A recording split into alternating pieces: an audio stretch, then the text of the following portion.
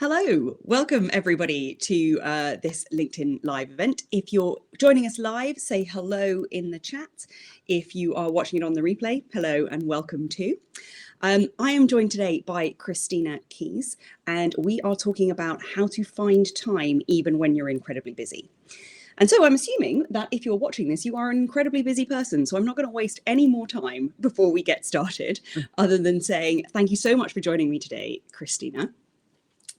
And so I'm sure I won't do you justice if I try to do your introduction for you. So tell us a little bit about what you've done, where you are now, and how you've come to learn so much about finding time in circumstances where other people might have thought that was impossible.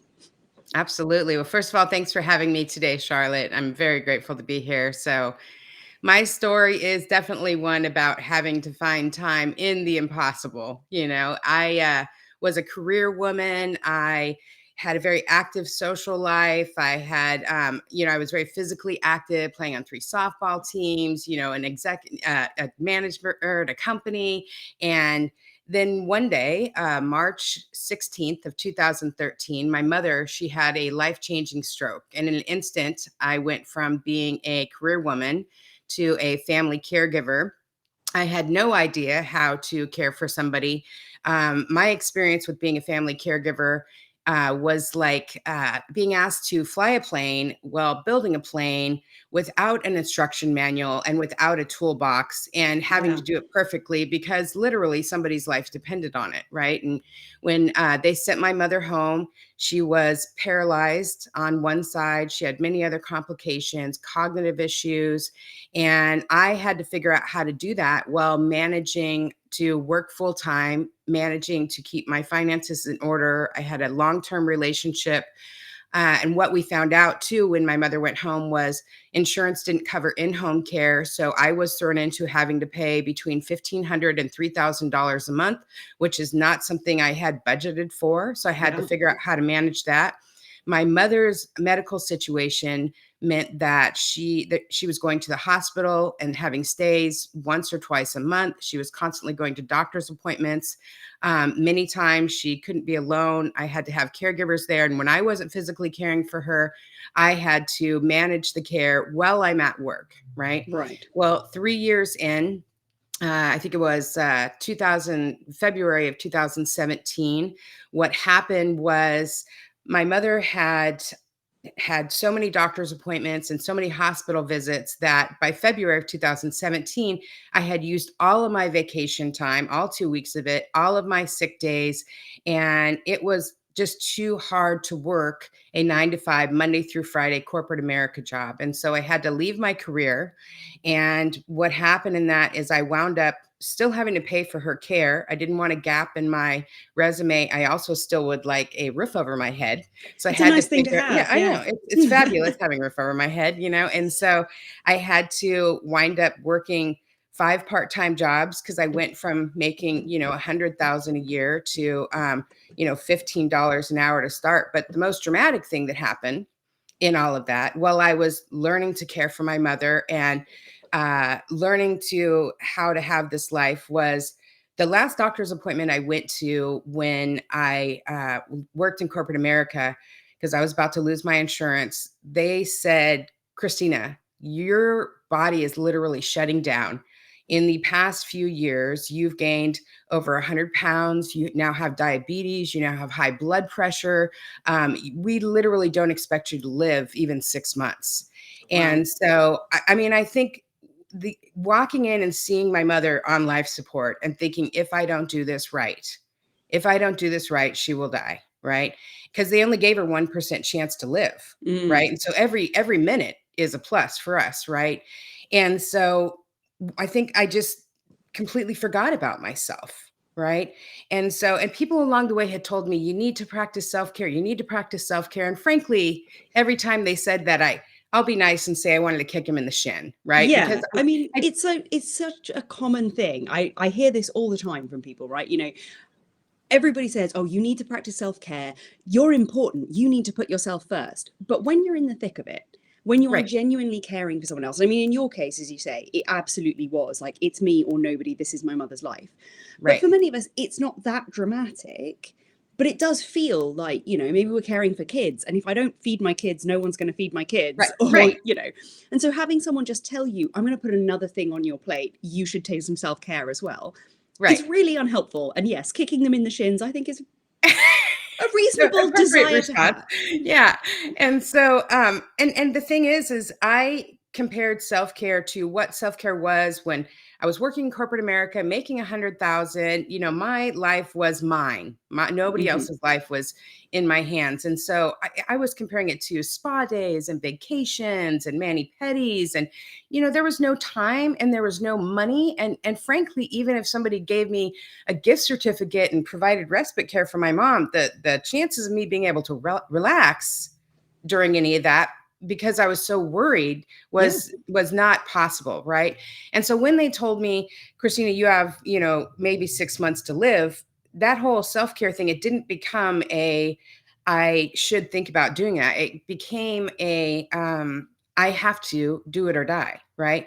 And so I had to redefine what self-care was. I had to Yeah. redefine what prioritizing myself meant, right? And I remember my first act of self-care was, honestly, with my health conditions, it was taking a blood pressure pill and Hmm. texting a friend for 30 days. I Right. committed to just managing that. That was the tiny little 30-second act of self-care I was going to do for 30 days. And then I obviously needed to get my body healthy. My body was so weighed down, not only with the extra weight, but also with the grief, also with the stress. I was sleeping 5 to 10 hours a week, with the worry, all of the stuff, right? And so I really couldn't just decide, oh, I'm going to go to the gym, because Mm. one, I didn't have the money, I didn't have the time, and then also my body wasn't able to do that. So my next act of self-care was to just committing to, every time I walk down the hall, reach my hands up to the ceiling, right? I mean, I had to do something to How get that did you blood flow, And so right? how did you come up with these really small ideas? Because I think this is sort of the crucial piece for a lot of people when we don't have time and we Right. need to make time for something. And actually, ideally, your self-care is going to be more than 30 seconds. It's going to be Right, more than, exactly.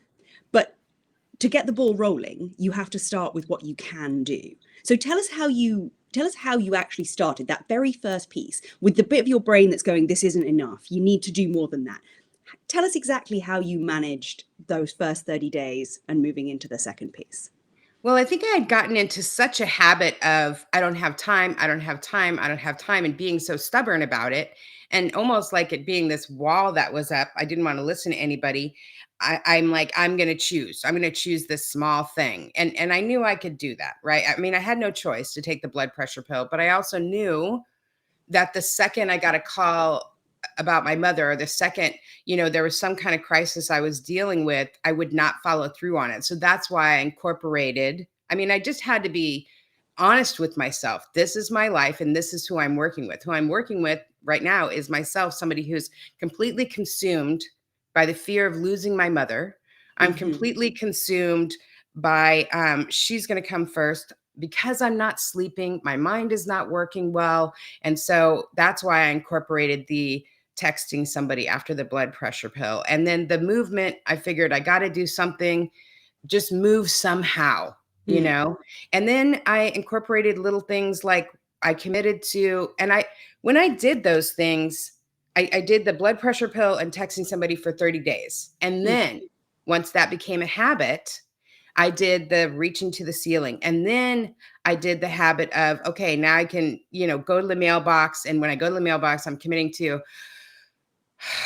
taking a deep breath for 30 days. So now I've got 3 habits that are Mm. healthy habits, right? And I built on that. And I kept building and I kept building and I kept building. And then what I found is my 30-second act turned into 5 minutes of self-care a day, turned into 10 minutes of self-care a day.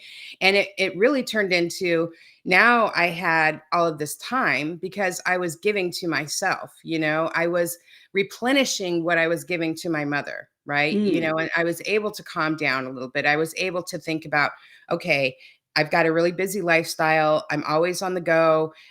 Let's talk about food prep. I'm not going to make these beautiful containers that you see on social media, right? And Mm-hmm. so I'm not going to plan the macros and the calories, and I'm not going to do that. But I can, if I'm cooking chicken and broccoli, or I'm making chicken and salad, I can make 5, 6 pieces of chicken and put them in the fridge so they're ready for any time this week when I need to grab and go. When I'm making salad, I can take some of those salads and put them in jars so they're ready so I can grab and go, right? So it's kind of finding the ways of doing more without actually using more time. Because Exactly. if I'm understanding you right, it sounds like your first 31 acts, right, Right. were things that almost didn't take any extra time, but were giving you extra energy. And Absolutely. then you got to the point where you were like, okay, now that I have this extra energy, I am actually able to think about where can I genuinely find 5 minutes Right. for that self-care. And you're still in the background thinking, how can I get more bang for my buck, so to speak, when I'm Right. already doing something? How can I just make it last longer? Exactly. And so those things were all becoming habits, right? And then, as those things progressed and the 30 seconds turned into 5 minutes and 15 minutes and an hour, because they add up. Those little things add up. I mean, obviously, if you've got, a jar and you're putting a marble in it each day, you're going to eventually have a full jar of marbles, right? And so Mm-hmm. it's the same thing with self care. And it was very interesting once I sort of the first step for me was redefining what self care was. The Mm. second step was really being honest about not only what my lifestyle was like, but what my mindset was like. I Mm. knew I was going to fight that word self care. I knew that if you only knew what my life was like, right? And so just being honest with that. And when I gathered up enough of that time, I remember one day sitting back and thinking, wow, my life is more chaotic now because again, I was taking care of my mother, and then I was now working 5 part-time jobs, and then on top of that, my partner of 20 years, he had had a stroke. So now I'm a caregiver for 2 people, right? And Right. so, and thank God I started that process when I did. And when I looked back at like what's the difference? What did I trade? What did I trade? And frankly, what I traded was those moments of waking up in the morning and just sort of spinning in my head of I got to do this, I got to do this, I don't have time for this, I don't have time for this. Those obsessive thoughts that really get in the way of us accomplishing the things we need to accomplish, right? And I also looked at like it was the baby steps. Where I'm at today, right, is in the middle of all that with the health problems, with the constant stress, with caring for 2 people. What happened was I created a local nonprofit to support family caregivers, right? On top of working, right? And so on top of that, I did that. And then I thought to myself, look, I'm working 5 part-time jobs. I'm also running a nonprofit, right? Hang on, I'm hang on. also taking care of myself. How did you find the time to start running a non-profit? Because I mean, I think this piece that you're talking about, like the mindset of sort of going rather than thinking I don't have time, which means your brain is going to be looking for all the reasons that you don't have time. You're like, okay, I'm going to start thinking about this in a different way. But practically, Right. 5 part-time jobs, 2 people caring, taking care of yourself. What time of day were you running this non-profit? I'm sorry, I find this very difficult to Uh, visualize and understand. And yeah. I'm sure people listening are also Yeah. sitting here going, huh? Yeah. So help me out here. Yeah. 2:52 on Tuesdays is when I ran the nonprofit. No, no, I just remember those 30 seconds, those 5 minutes added up. So I knew how to, and it changed my mindset, right? It Mm. changed my mindset. So now in my mind, I'm not thinking I have time. And when I do have some free time, my mind is a little bit calmer. I can think a little bit clearer, and the energy in my body is a little different too, because I've been practicing that self-care, right? And so what happened was piece by piece, minute by minute, everything I do is minute by minute, right? And, I started the nonprofit that was running. I also started swapping out some of those part time jobs for some advocacy positions that were national positions where I was speaking nationally, advocating for family caregivers. And then one day I had this idea. Listen, Christina, you're working 5 part-time jobs, you're caring for your mother, you're caring for your ex-boyfriend, you're running this nonprofit. What if, just what if what if you were able to trade in some of that stuff for a full-time job where you can make more of an impact? And I said, okay. And I wrote down this list of things I wanted in a job, and, sort of left it up to the universe, started applying. And I figured if it was going to happen, it was going to happen. Right. And it did. I wound up working, full time nationally, traveling all over, running the nonprofit, also working for a couple of different advocacy groups, all while I was caring for my mother, right? And I Mm. also had learned how to, okay, people tell us all the time, ask for help. Oh, Here, yes. listen, if you want something done, ask the busiest person you know, because they're going to say yes half the time, right? We just kind of pack that stuff on, right? And That is true. yeah, Although, I mean, I often say the busiest people need to learn when to say no as well. exactly. That And is I part of the did. reason they're so busy. Right. But And I did, but the biggest person I had to learn to say no to is myself, right? Mm, And people say you have to set boundaries with other people, and people were telling me you have to set boundaries with your mother. Well, she has cognitive issues, so I had to learn how to set boundaries with myself, and I had to learn how to be kind to myself too. I also had to learn how to celebrate those wins, right? yes. I couldn't say to myself, I wound up losing 100 pounds in the middle of all that too, right? And so I couldn't say to myself, Christina, you did not go to the gym 3 times a week. And so you failed this week. But you know what I did in the middle of everything? I did go to the gym once, or I did work out at my house once, or I did, eat my planned meals 3 times. If you had a friend or a loved one or a child, you would help celebrate their wins. Yeah. For us as busy women, if we want to move forward, we have to continue to celebrate our wins, right? No matter how small they are, because those become normal for us. Those become And normal, and that's we're why able to build on that. you want to build on them, of course, because if you're completely right, it's that mindset shift away from what is the gap, what have I not done that I should have done, and focusing on that, which, let's be honest, feels rubbish. Or it's turning around and saying, actually, I'm gonna just, I like to think of my brain like a puppy, and the way Yeah. you train a puppy is by giving it treats when it does good things. And Yeah. so it's that, right? It's exactly what you're saying. It's thinking, I did manage this. I did find the minutes to, take my pills, to walk to the mailbox, to do all of those things. And you're like, oh, not only is my body feeling better, but my brain is feeling better because I'm celebrating the fact that I'm actually doing something. I'm feeling more in control. And from that position, finding time is then just like, oh yeah, of course I can find time. I can do things, as Right. opposed to, I can't find the time, I don't have time, everything's out of my control, and I didn't even get to the gym. Right. Right. Well, and if we're overwhelmed and we're sitting down and we're thinking about that, that is like the perfect time for your minds to start like having a committee meeting that you didn't even want to be invited to. And it starts telling you like how horrible you are, how much time you don't have. You know what I mean? So it's definitely important to take a minute to celebrate those wins, be honest about who you are, be honest about, what you can fit into your life. And don't think I never thought I can fit into my life starting and running a nonprofit. Mm, Again, it was those baby steps that built up, right? It was those baby steps that became habit. It was those baby steps that as I was doing them, not only did the physical things that I was doing in my life change, but also the mindset changed as well, right?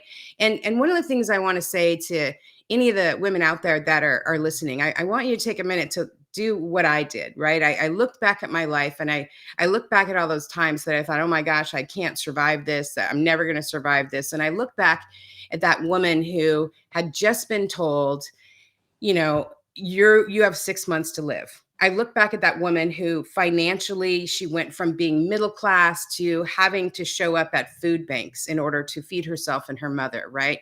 I look back at that woman who relationship was failing because of caregiving, all of these things that had been taken away from my life. And I was miserable, and I was so sad. And I was literally at what I thought was the lowest point of my life. Never in my life had I been that low. But you know what? That woman that I deemed so broken and so failing on a constant basis, that woman saved my life. That woman had the courage to take one baby step. And it was that one act of self-care that added up to today. It was never like, okay, Christina, we're going to get up off the couch and we're going to start a nonprofit. We're going to start a national movement. We're going to become a director at a company. And then it just happened.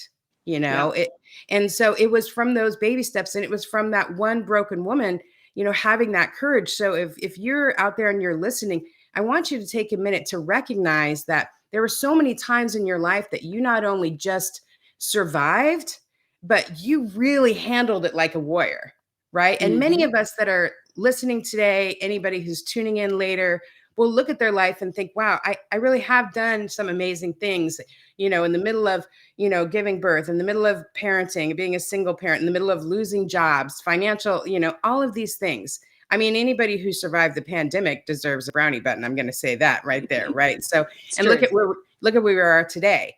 So, yeah, it's definitely important for us to take a minute to, it's really hard for us to celebrate ourselves. It's really It hard is. for us to be kind to ourselves, right? Even just a minute of, if you can't, just commit to maybe taking a day to just write down some of the wins you've had in your life, right? Because you made that happen. I don't know if there's any lotto winners on this call, good for you. If there's anybody who is dating Jason Momoa, good for you, right? If there's anybody who got those magical moments that somebody fixed it for you, good for you, and I'm happy for you. But many of us, we had to be our own hero.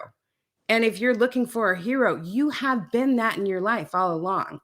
And so it's okay for you to, if you have an idea, if you have a dream, if you have a goal at work, if you have a goal within your family, to know that you can accomplish that by taking one small step. Yeah, I think that's something that really stood out to me in the way you were telling your story. It's almost the opposite of the advice that you usually get, right? Which is sort of, set the big goal and really dream about the amazing thing that's going to happen and then work towards it. And I think the difficulty with that is when we're thinking big, it's motivating in the short term because it's Right, exciting when we're thinking about it in the short term and imagining ourselves there. But it very quickly just turns into another whole load of things that are just on our to-do list, and it's right, more overwhelming. And then it's more thoughts of, how am I ever going to find the time to do the 75 million things that are between me and my big goal? right, But the way you approached it was very much the opposite to that. It was almost like there wasn't a big goal.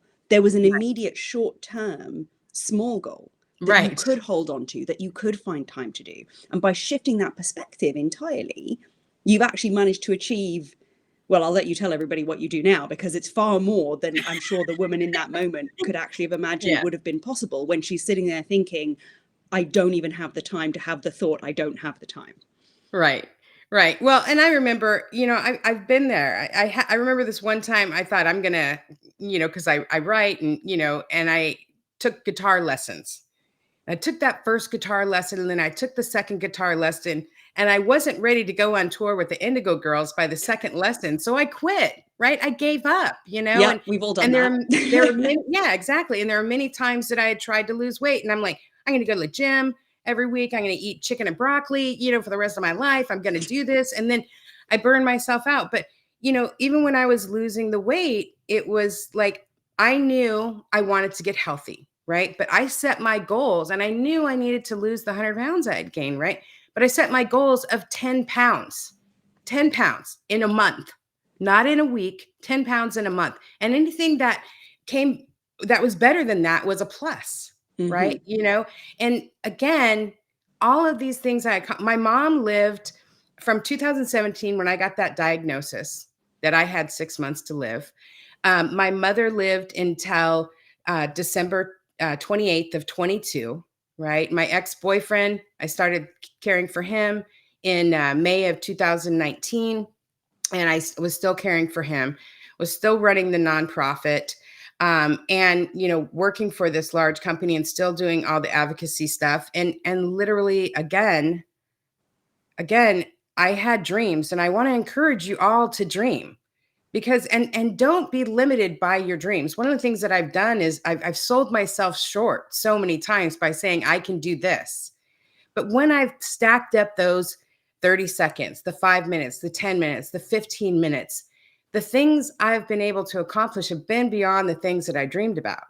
Right. And so and it's because I gave myself some grace Yes. to experience that process, right? To experience that process. And so I challenge anybody who's watching or listening, like, what is one tiny thing you can do today? If you can't think of a 15-minute act, think of a 5-minute act or a 30-second act. Even if it's just, I'm so busy, I don't have time to plan. We're going out to fast food all the time. Next time you cook chicken, cook 3 pieces of chicken and put them in the fridge so they're ready, right? Just, I challenge you to find one tiny thing today that you can add and create as a habit, a small habit. And then when you've managed and mastered that, create one more. And those baby steps are going to create a life for you that is beyond what you had dreamed. Yeah.